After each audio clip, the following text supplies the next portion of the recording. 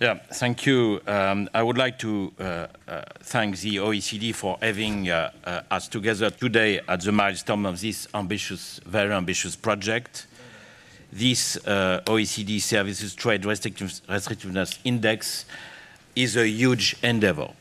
It provides internationally comparable information on regulatory policies in 40 countries across 18 sectors.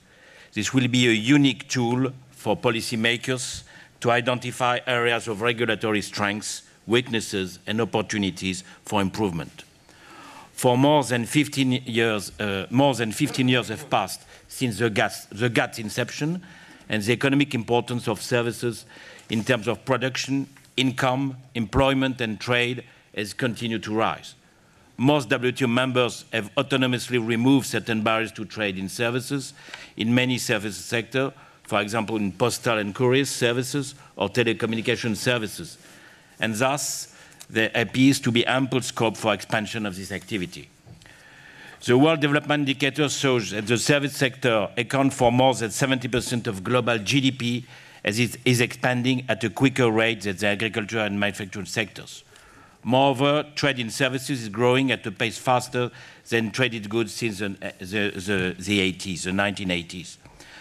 But services such as logistics, design, and transportation are much more important to global commerce if we measure them in value-added terms. It has already been evoked by some.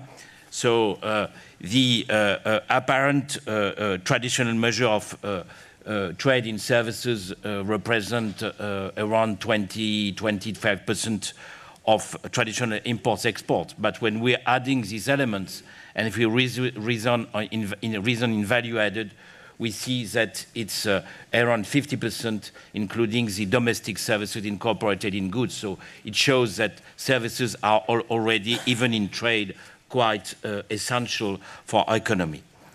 So they are not, services are not only important as economic activity in itself, but also as a driver for other productive sectors. So in developing countries, trade in services has become crucial for development strategies, and the OECD has produced some remarkable analysis on this in the framework of its work on global value chains that have been mentioned. So another element, trade in services, has also demonstrated relative resilience in the latest financial economic crisis, lower magnitude of decline, and early recovery from the crisis. So, such resilience has led many countries to incorporate trade in services into their post-crisis growth strategies. So as far as the EU is concerned, I will be very brief. It's clear that for the EU, its services are essential in our strategy, our domestic strategy, our trade strategy, and they represent a very important part of our trade negotiations. There will be bilateral or plurilateral or multilateral. So, and we are happy that the indexes demonstrate that the EU openness in services, even though importantly the OECD STRI does not account for the EU intra-EU liberalization.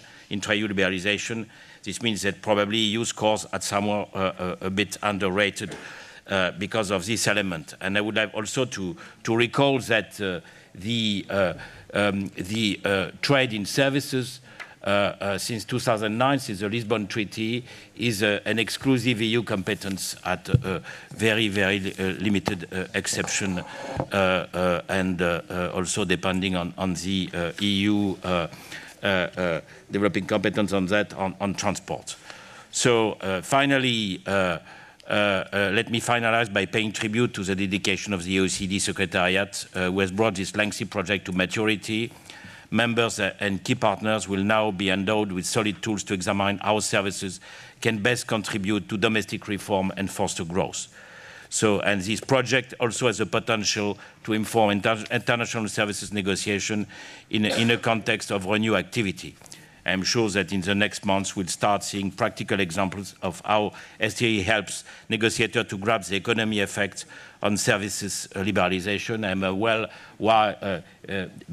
having worked a lot in agriculture in my past, I remember a lot how OECD was important to trigger a negotiation in Iran on agriculture with the famous AMS. So I hope the same success for STRI in the future. Thank you very much.